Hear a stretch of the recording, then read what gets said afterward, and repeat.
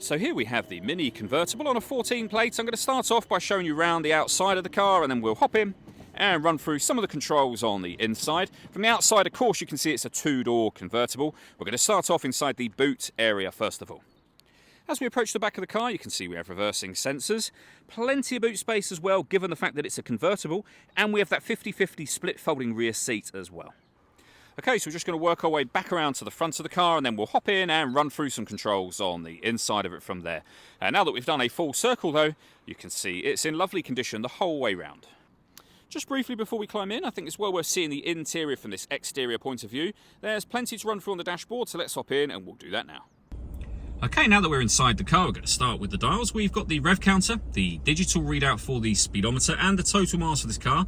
They are 64,208. You can change information that's displayed above that using a button on the end of the indicator stalk. So just here, that will change the information. Of course, your indicators are on there as well, as are your lights for the car.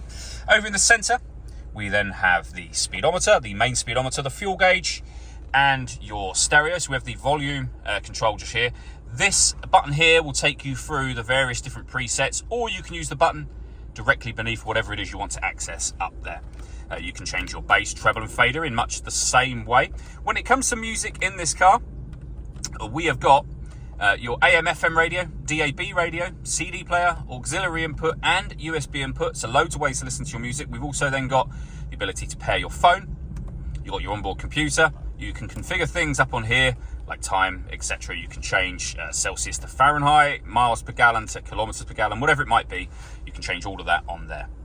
Working our way down, we have the CD player and then the air conditioning. So you can adjust the fan speed, the direction that you'd like the air to be distributed in, and of course the temperature. When you're happy with those settings, your air conditioning's on at the minute, that's off. Back on again, you can recirculate the air that's in the car. It's a great way of heating it up or cooling it down quickly depending on the temperature you've set. And below that, we've got electric windows for driver, passenger, and the rear electric windows here.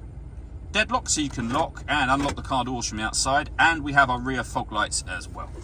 USB input and auxiliary input that I mentioned already, along with a 12-volt charging socket and a 6-speed manual gearbox.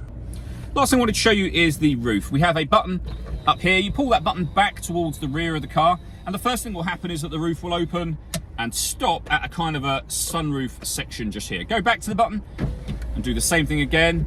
The windows will all lower so that the roof can release from its catches, where it will then fold away.